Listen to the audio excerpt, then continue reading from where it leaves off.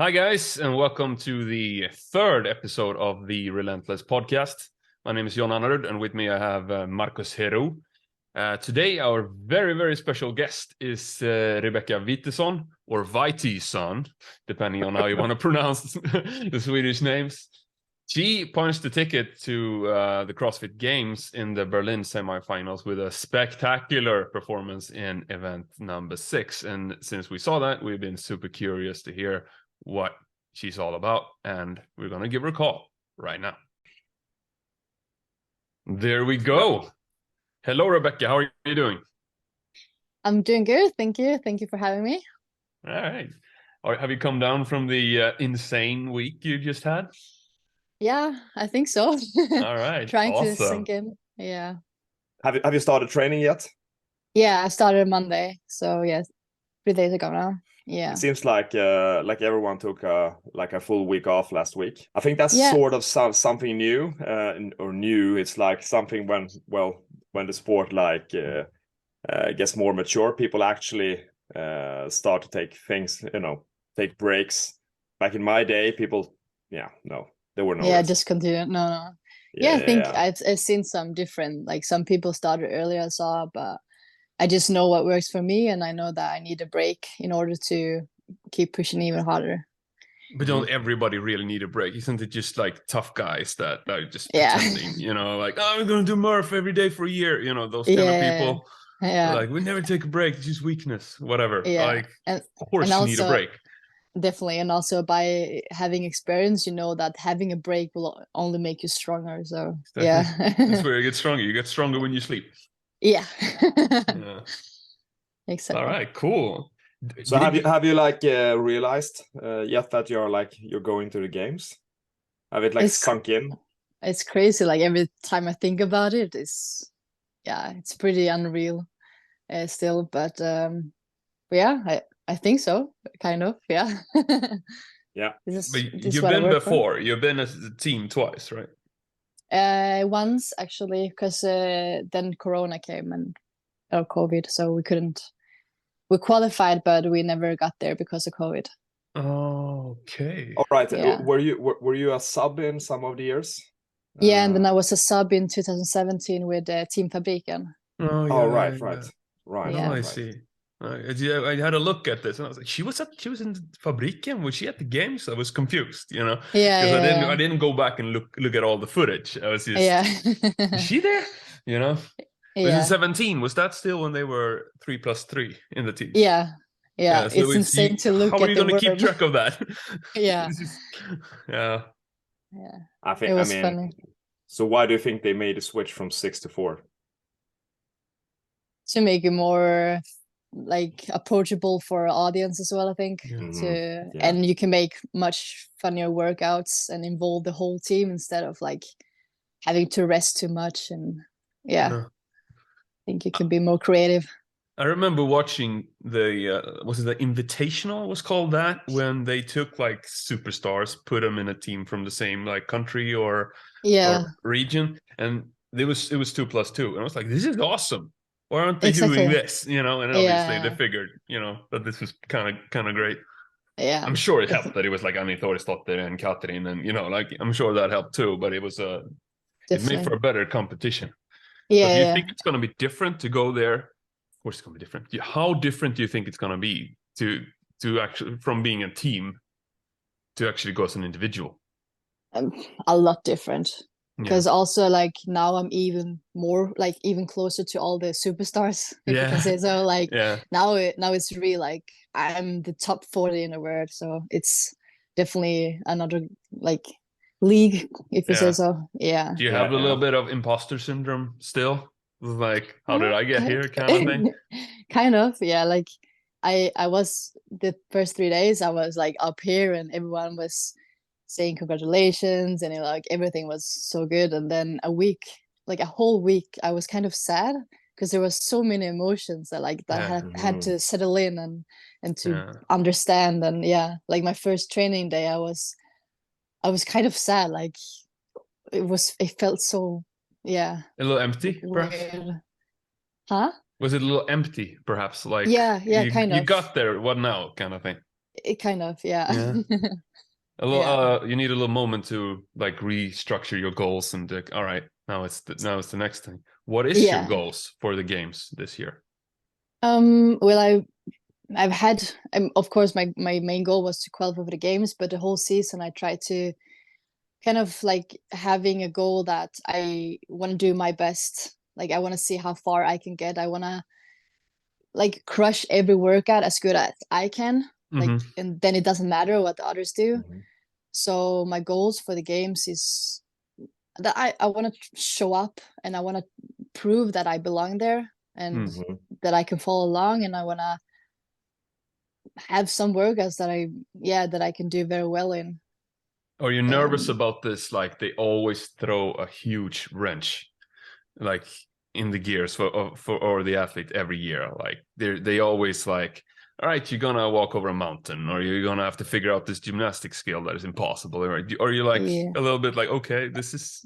No, I think that just makes it more fun, because that's what draw me to CrossFit, is that it was just a playground for me. So, and that's really what games is, because there's so many different elements and gymnastics and technical and So I'm looking forward to it. It's gonna be crazy.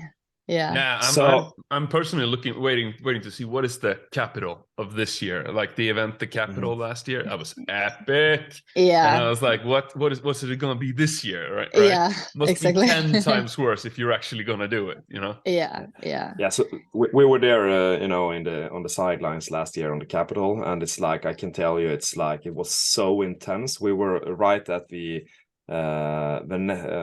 second last set of stairs, and people just, it was so you could feel the pain they were in. It's like they couldn't literally get one more step up of those stairs. It's like, it was insane. It's like from a spectator view, I think that was like one of the best events I've been at, because I also think actually the athletes as well probably thought this was like one of the biggest experiences. It's like when you do the weird things you do, those are the things you remember. You never remember, thrusts and pull-ups, right? No, you exactly. Remember, doing burpees in muddle support water, or whatever. That is something what, like, different.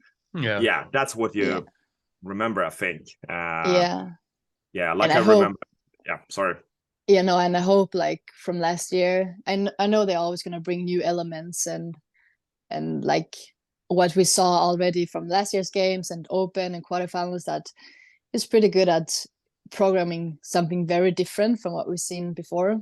But I hope that they are not gonna bring like they brought in the crossover double runs for the first time, which is cool, but it's not cool when you can't figure it out as an elite athlete, and then you have a very cool element where you're gonna do L-sit to handstand, but no one comes there.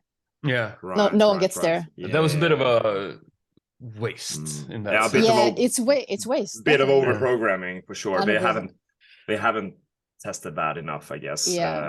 Because we are elite athletes and we are very good to adapt to new movements, but it was maybe a little bit too circus. It was 2 in a row. Like you just spread them out over several events and so on. Yeah.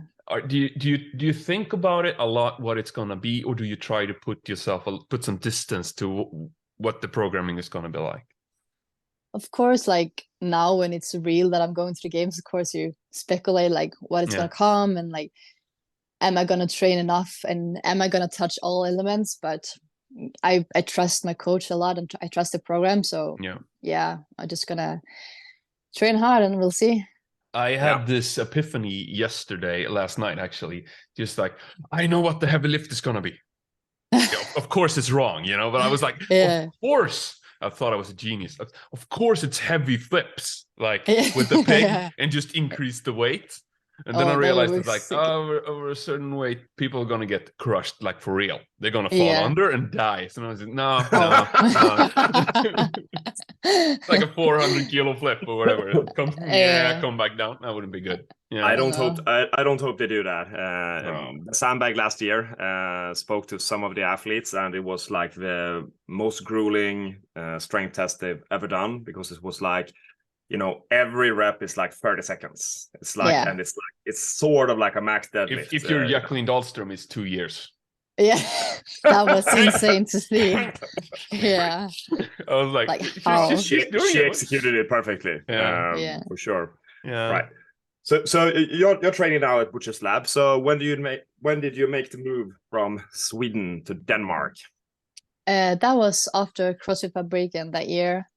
So kind of got headhunted to Butcher's Lab and asked if I wanted to be at their team instead. Started very funny, Joachim Loveng. Yeah, he was the owner of Not a Spirit back then. He was just going to Copenhagen for a fun trip. And he was like, do you want to join? You can just train while I have the meeting with the guys. And then after meeting, he was like joking and said, oh, you don't want to go to Copenhagen and study? I was like, haven't thought about it, but like, okay. And then like a week later, he actually said like, they actually want you on their team. So it was kind of serious, the question, if you want to move to Copenhagen. And yeah, it was like, why not? Let's try it out. And then I got stuck. Yeah. What I think about when I think about jumping back here to Berlin is that insane jump you made in the last event to make it to the games. Yeah. Do you know how many? Do you remember how many spots you overtook in that event alone? I was at 13, and it was only 5 points out. Yeah. It was me and another one that was 5 points out, and the one at the 12th place, she was 1 point out. So everything was so tight. Yeah. So it kind of was like the one who won our heat would get the spot. That was like how tight it was. I remember this. Because there were so many spots up to number 10, right? So many points. It was like impossible to get there, but 11 was in reach. Yeah, but because I did such a good, like I got second place overall in that event, I got closer to the 10th spot actually. It was insane. It was absolutely insane. So what did you think? What were your thoughts going into that event? So I didn't know all this that I'm told you now. I always looked at the leaderboard in the end of the evening when I done all 2 events.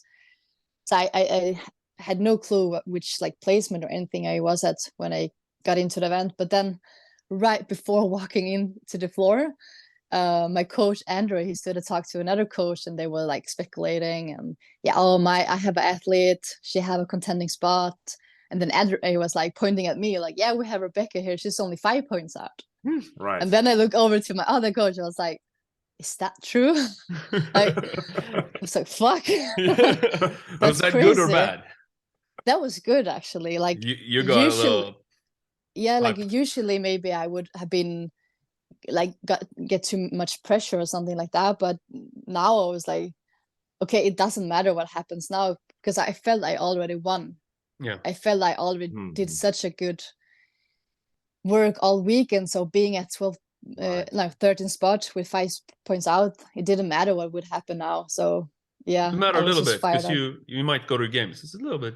Yeah, but like I tried to change my goals to like, it matters what I put out on the floor. Right. It doesn't matter which placement I get. You're so mature. Oh, thanks. It's like this is such a mature answer. It's like it's something that takes like 10 years to realize. It does. It's like it's so hard. So, but going to that, have you had issues with that, like ruining your day by having like bad practice, etc., or have you had experience in the past when you put too much focus on the results on the scoreboard? Yeah. Just look at Open and quarterfinals. That's a perfect example. Like, I think this year's quarterfinals I had the pressure from last year because I got sick for the quarterfinals last year, so I didn't even make it to the semifinals. So that was a factor. And then going into the quarterfinals this year, I had too much in my head, like I want to qualify for the games. Like I was too obsessed with that thought that I just underperformed. So that's a perfect example of. You would say that you underperformed this year, because we noticed that you were ranked 55th at the quarterfinals. Yeah. And still you punched the ticket, which is good. Yeah, but that's You know? crazy, because that's what I mean, that I felt I underperformed in quarterfinals, because I thought I would have placed much higher. And that also made it like, okay, will I make it to the games now? Like, do I have what it takes when I place That's 5th the and 5th in thing with this quarterfinals? sport. It's like if you make it to the next qualifying stage, it doesn't matter. It's in It's prize no, money maybe, but you made it. You know, yeah, that's why yeah, it's more exciting who becomes 11th or yeah, then who yeah. wins, because that's the real, that's where the cutoff is. Exactly. And I know also that I work kind of well when I have audience and like the whole spectator thing. Yeah. And when it's on like live on stage rather Yeah. than online. So I tried to like, yeah, have that Berlin and be was confident. Berlin was crazy. We were It there, was and it was crazy. Yeah. super loud. Like I had Yeah. pain in my ears in the evening. Okay. So loud, you know. It was like Yeah. the whole arena was like metal tin, like plates all around it. So when somebody screamed, it just bounced around. So loud. Yeah, that was cool. It was Especially It's the cool. good. last event. It's good to have the warm up area or the athletes area. It was pretty quiet in there. Yeah. I liked it. Yeah, it was a good setup, wasn't it? Like they had all the gear I think that you needed. Yeah, definitely. Except some sleds, but it's like I think it was good. Good setup. Yeah. Yeah. Our arena was much bigger than the US arenas. They were like high school basketball courts, something like that. Yeah, I saw Like the first one set one. of stands, and it's like no vibe. Yeah. At least not on the broadcast. So yeah, it looked very weird on the live stream. yeah. Yeah. So if you compare this arena to the one in Berlin in 18, what do you think about the setup? I think it was quite the same, I would say. Yeah. Wasn't Like, it a velodrome in 18? Yeah.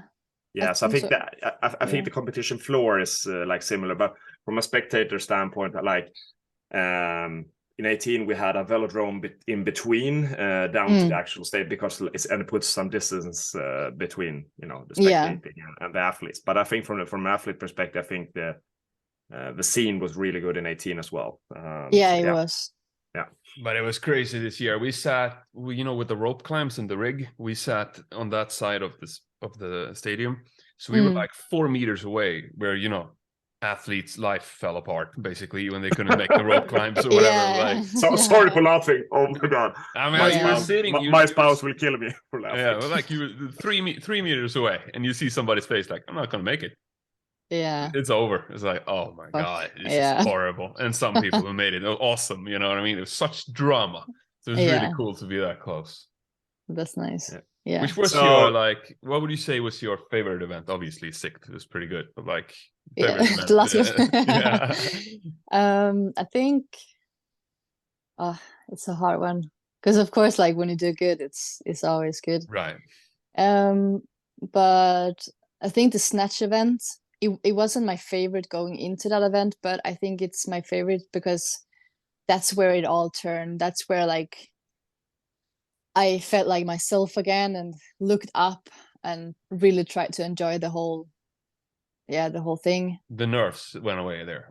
Yeah, the nerves, and because I remember after Linda, I was so done. Like I didn't want to continue. I told my coach, like, I don't even want to snatch now. Like, I'm out. Like, I don't want to do this CrossFit. It's too much. Like, all the hard work for this. I was so done. You didn't finish it, did you? No, I didn't finish it. Had you finished it in training?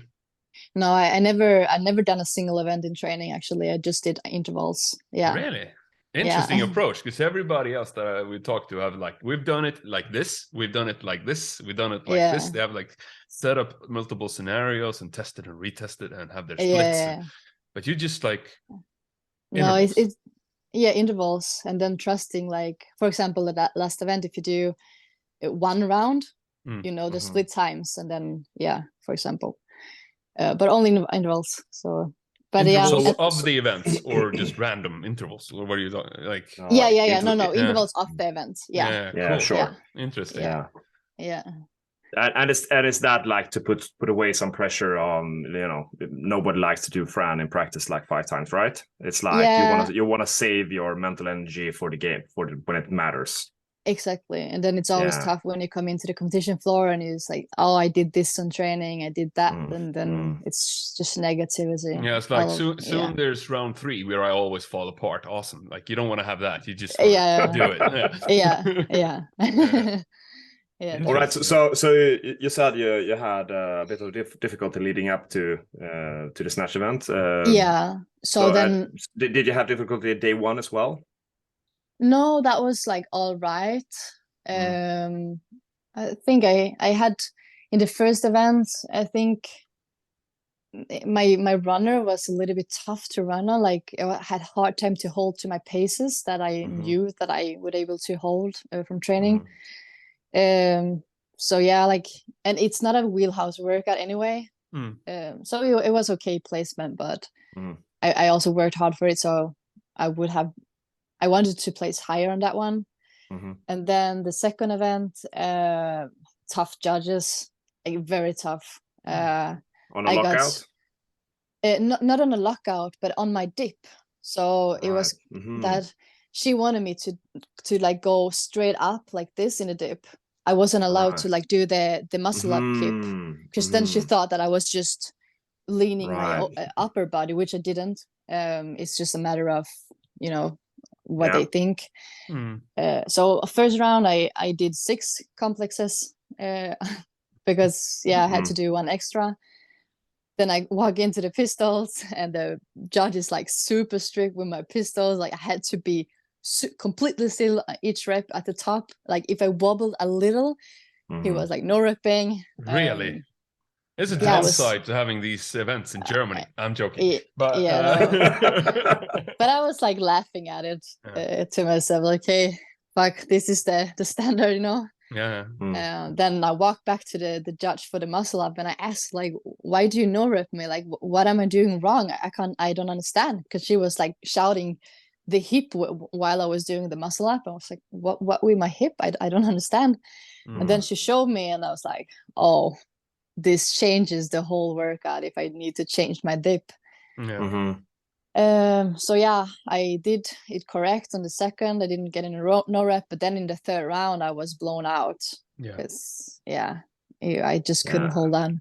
It's really hard. It's like, and the issue is when the judging isn't like consequent across the lanes. I saw so many that got away, you know, with the classic this thing. In both the muscle up and the in the dip portion of it. It's also frustrating because I know Andre is very strict with standards, and he looked through all my videos and saw me doing the complex, and he was like, it's perfect. So yeah. No, this is the level of like humanity that comes into it, because it's not a machine that's judging you. It's a person. That person can have a bad day, and I don't want to create like drama, but I saw definite examples of like, that's a superstar in the rings, and we're gonna cut them some slack, you know, that kind of shit. Yeah. So, but that's I guess it's part of it. We're gonna have to accept for the time being. I don't know. Tough to swallow, I guess. You know, because it could happen it could happen to your competitors as well in a way that's beneficial for you. So. And I also heard from other competitors that they also had tough judges, which is like, then it's all right, because as long as it's the same standard for everyone, it's fine. But so since Andre is a coach, is he able to like coach you during these events, or do you have like an assistant coach? No, then I have an assistant coach. And he's from my gym. So sometimes he joins in for my sessions at my gym. So what's his name? Good. His name is Patrick Taylor. Okay. Yeah. Cool. Another name to remember, of course. Yeah. He was very successful this weekend there. Definitely. Yeah. So how's your training going to look like now, leading up to the games, and what are your travel plans? So training obviously is going to be a lot more technical, a lot more like a little bit all over, you know, trying different setup. It's like the CrossFit part is not going to be as structured. And then travel plans, we want to try to travel a little bit earlier, maybe mid-July. But we'll see. it obviously costs a lot of money to travel to the Yeah. States. Yeah, it's Yeah. crazy. So yeah, we'll have to figure Madison that during out. games is crazy. Yeah, me and John, we were checking. Maybe you were wise and booked Airbnb like long time before. We didn't, and we're like, yeah, good. It's like only I was like 12,000 or something like that for an Airbnb for a week, and they were like, yeah, good. Oh, a day. It's like A day. Wow. Yeah. So Oh, Airbnb shit. is like you Forget can't about do it. Yeah, forget Yeah. about it. Oh, It's wow. like it's crappy hotels all the way for us. Shit. Yeah, because we are gonna live at the athlete hotel, Mhm. and we get a special rate for the athletes, which is $239 per night. Oh, Ooh. that's And like just it's also expensive. yeah. It's nothing Yeah. special about that, unless No. it's normally, you know. Yeah. Yeah, So, I mean, so are you gonna stay in Chicago prior, or are you gonna be somewhere else? We're trying to look at maybe go to Mayhem, in Oh. Tennessee, I think it is. Yeah. mm, That would be a cool experience. yeah. Be there for a week, and then we'll meet up with the rest of the showgirls in Madison, leading up to it. Mhm. Yeah. So are you gonna travel with the team as well? I mean, are No, you gonna go separate? yeah, we're gonna go separate, Mhm. because they can't travel that early. Yeah. I'm a little bit more loose, so I probably travel with my boyfriend only, Mhm. the first, and then we'll meet up with the rest. Yeah, Yeah. go to Mayhem and get all the starstruckness out of the way. Just Yeah, yeah. Just walk like this all week. That's Yeah. awesome. But Yeah. yeah, so you have been to the warm up area and everything. So do you feel like that you know your way at the games already, or it's like it was so long time ago, so it will be completely new everything? I think it will feel new, kind of, because when I did team, you always had someone else around you. You Mhm. wasn't alone if you didn't know stuff. Yeah.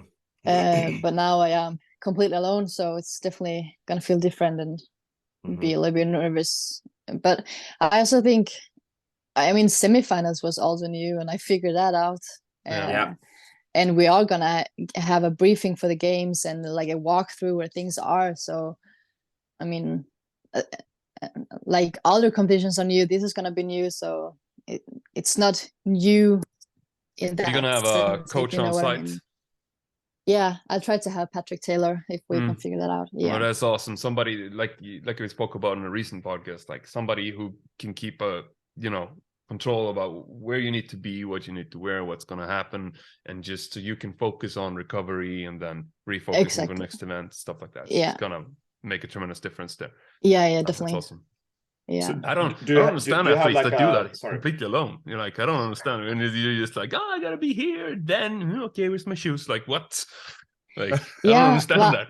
I actually been to French Throwdown last year, that like completely alone. Yeah. Mhm.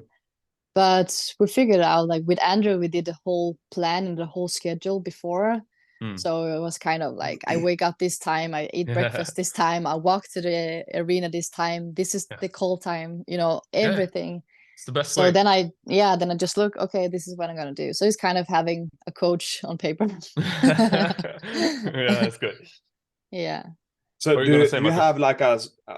have like a strategy to like to get down in between events? It's like I mean, so where I'm going is like, so what I've seen over the years is like that all rookies at the games they fall apart in the last days. Because there's so No many. pressure.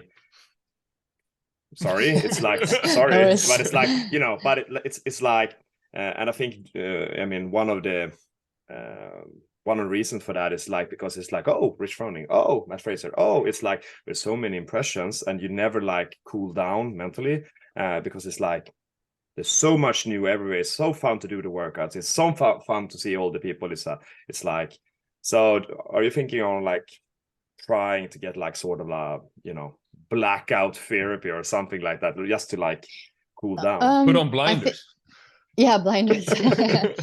I mean, what I did for semifinals is I just went straight home between the events. I stayed there until I had to go again. And I go to the next event exactly when I have to start the warm up. So I don't spend any other time like there. And then I try because I still want to soak up the feeling and the whole experience. And what I did for semifinals on day 2 there for the snatch event, that I looked up, like I soaked everything in, and it just gave me more power. So it doesn't make me tired, which is good. And then on the female side, I've been competing with a lot of the girls already.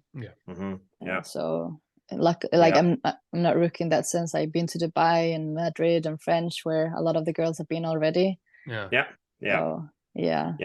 It's just another competition. Yeah, a little bit bigger, but a little longer, a little harder, a little gruesome. Well, I don't think it's gonna feel like just another competition when you get the gear for like, you know, 2-3 grand, or you know, and when they kit you and you feel like a superstar. It's like it's something. They pamper you. It's bad. different. Oh, it's so they are. What can I do for you? You know, like they really hold your hand. It's I mean, to feel like that, it's like it's pretty rare, I guess. It's gonna be cool. And you're just gonna you're really gonna feel like an athlete.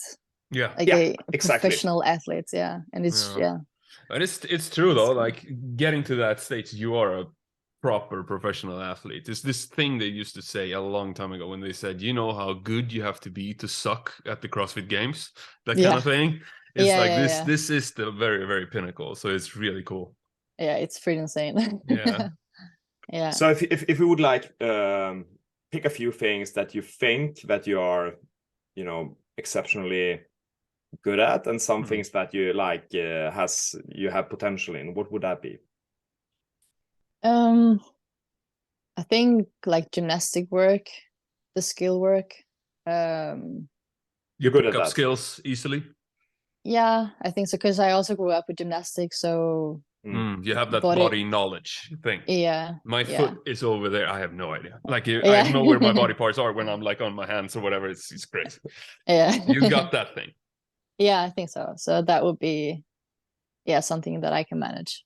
And weaknesses? None really. I think I'm gonna crush it this year. No, but we always have things we have to work on, of course. So it's more like the longer workouts, the more grinding. Like just take event 1 from semifinals, for example. So you are more quick twitch power athlete kind of. Yeah, I would say so. It's which is like funny, because like your stature is like someone you perceive as someone who's like, that person likes to run, you know, 10K. And I mean, it's like you're not like you're not short, and you're you know, and you're long limbed. It's like and that's so dangerous, because I remember in Dubai, I don't remember what year, maybe 2019, I think. So we had to run in the desert, and right before the run, like I've never had issue with running.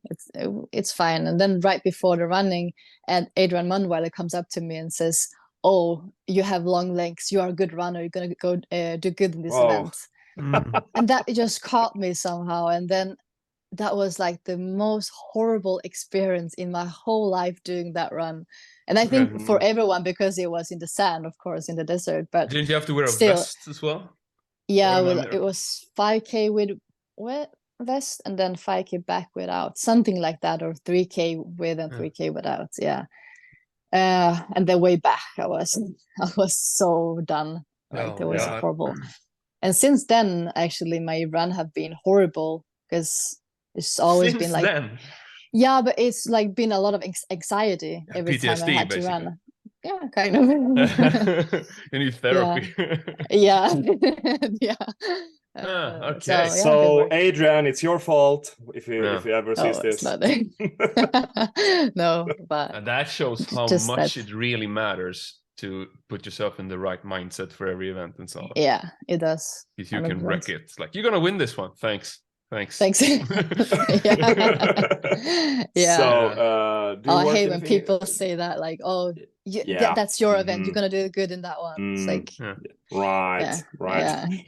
So, do you work with this? Do you work with like a mental coach or something, or do you have like procedures? Yeah, I had a mental coach for almost a year now, maybe in total.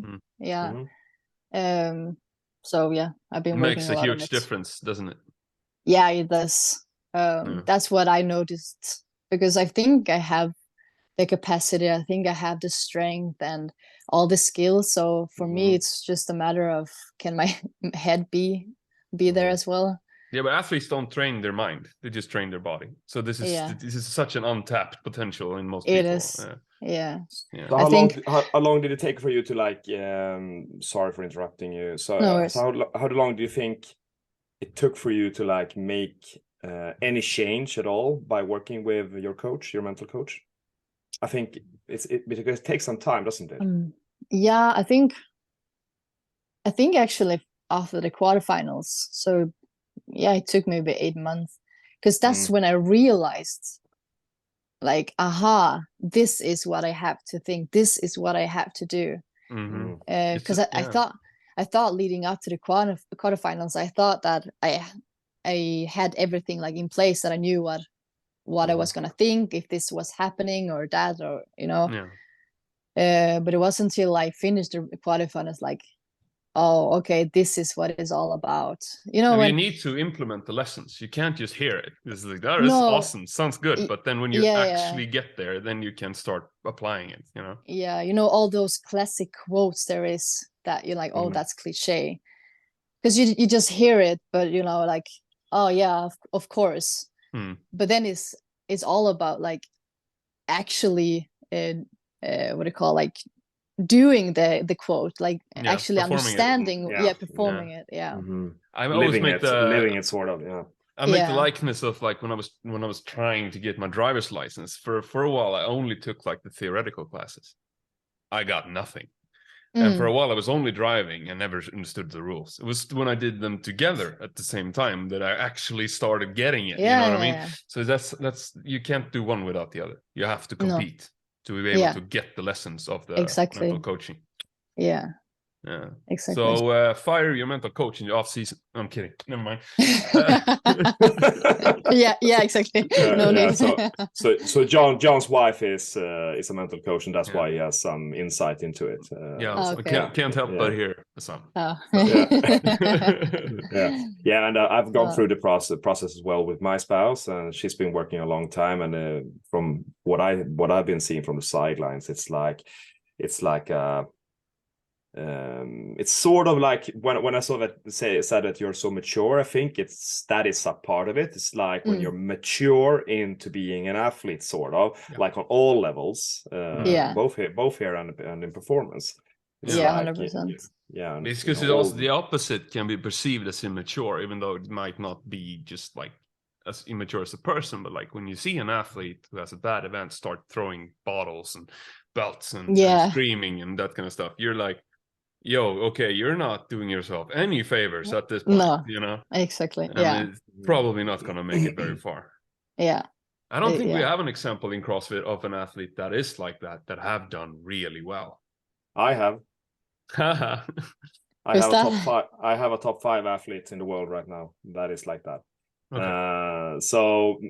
But obviously I think that person could do better. There's a lot of insecurity going on, and perhaps punch the actual gold medal if the person gets everything falls into place. That person is someone who like calls people names during workouts. It's not because you're in the way, but it's like a tantrum thing. So it don't mean what they're saying, but they are like, when something is really, really difficult and hard, and you throw excuses at the world. And probably your boyfriend had experienced this if he's been in the way. I don't know, maybe, I don't know, but it's like those always get better. No, but I definitely know what you mean. And then like their excuse is, but I just get this when I get very tired, which is like, it's not an excuse. You can still work on that.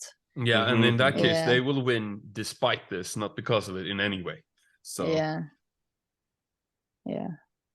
So how would you like perceive yourself? Do you perceive yourself as like a calm person, or like that you get like inspiration from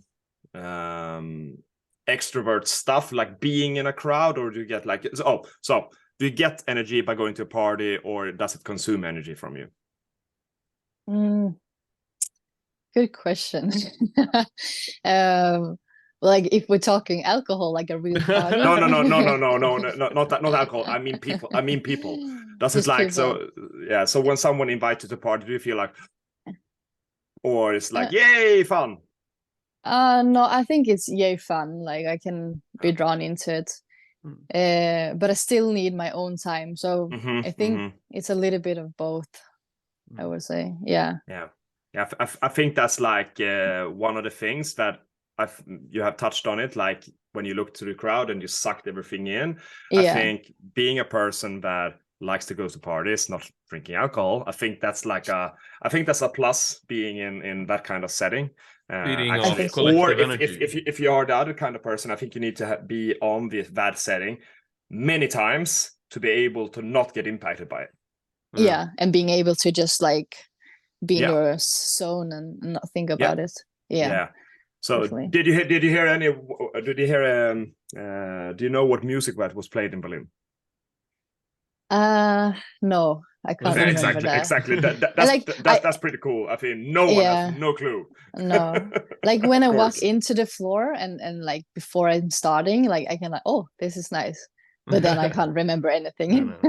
And that's obviously a sign that you're doing the right thing. Yeah, but I can hear the speakers. I do listen sometimes. Oh, yeah, but like I stay in my zone, but I listen. So instead of like looking at my competitors, I try to navigate what's happening by the They all spectators. do that. You all do that, don't you? Like I haven't heard, but then maybe one or two that say that they don't care at all what's going on.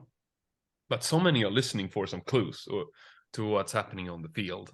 Yeah, because sometimes that's what happened. Yeah, that's what happened in the last event at semifinals. Because going into third round, I could always hear Sarah and Jacqueline. They was the only athletes they were talking about. And then I could hear and saw the hand up for those athletes. So I knew when they had 5 cals back, and that's when I knew that now I push. Yeah. So yeah. Cool. Yeah. I've thought when I'm there listening to the MC that like, okay, you just told everyone on the floor where that guy is. Exactly. I'm not sure you made him a favor. It's like, Björkvenis has 2 calories left. And like all the other athletes are just like, you know. Yeah, exactly. It's like you're really calling somebody out. It's not fair in a way, you know. Because it's good to be underdog because they don't talk about you. So you're just like, I'm coming for you. Yeah. Did you have the underdog feeling going into the competition? I don't know. Maybe a little. Yeah. Or did you put the pressure on? I mean, you know, being there, okay, I can like blend in. You know, the spots are not on me. Did you feel that was like good or bad? I more felt like an underdog on day 2 because on day 1 everything's 0-0 anyway from the quarterfinals. So you don't know. Yeah. So it was more on day 2 where like, okay, now it doesn't matter what happens. Let's continue to just be proud of every work you do for every workout. And let's take it from there.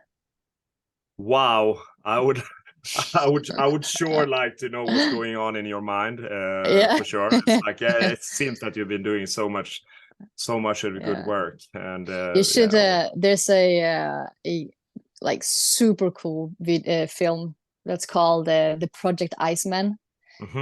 They just put it out so you can stream that film, and you should give it a shot because it's the best movie I've ever seen. Wow. It's a guy that wants to do the Ironman at Antarctis, if it's called like that. And it's impossible. But he like learns and takes in like how it is to have a limitless mindset. And it's just it's so cool. You have to see it. Yeah, it's on the list. It's on the list already. If you want to know what the mind can do, you should see that one. Awesome. Yeah. So we're gonna be there in Madison rooting for you, obviously. Thank you. One thing first. Are you Swede or Danish now? Yeah, this is important. This is really important. That's actually super tough. Like obviously I'm still a Swede in my passport. But the Danish community is awesome. So I really feel welcome, and I really feel like a Dane in that sense. Like a lot of people are always like, why don't you talk about Rebecka when it's like a Danish podcast or whatever? And they're like, oh, it's because she's actually not Danish, you know. So I'm kind of in between. It's very tough, and that's the thing when you move between countries, that you don't fully merge over to the new country, but you can't really fully go back because a part of you is gonna be Danish forever. You know what I mean? So now you're gonna be a little bit in the middle, but our countries are very similar. So it's it is, because I also experienced a lot. It's better now, but previous years I felt forgotten in Sweden because I lived in Denmark now, so it was like kind of out of the Swedish. So it was only when it was open when there is Rebecka's name, kind of. It's very strange how this works, because it seems like, even though my wife was a former elite athlete, and she's the same for her, she moved from Iceland to Sweden, and there are cameras, you know, like there are news articles and there are things like there's nothing really happening, nothing's really different, but still when you move physically you lose touch still. It shouldn't be. No, it shouldn't be, but you do. It's weird. It's really strange. Well, as long as we can say we got 3 girls that qualified, we're happy. So 100%, and I'm pretty proud to be one of those 3 girls. I think it's incredible that we have 3 Swedish people to the games. That's insane. So we're for sure going to be on the sidelines. Now we know where to put our cameras. It's like probably but you probably have as good camera as we do. I've seen your gear.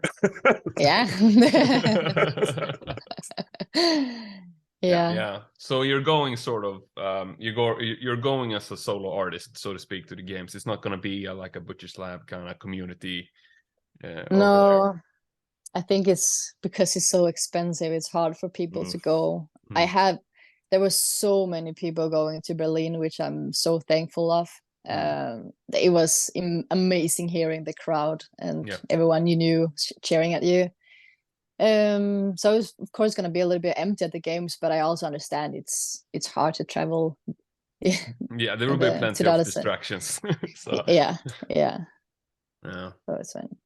I think it's going to be like 5 to 7K US. I mean, it's crazy expensive for everyone to go there. So that's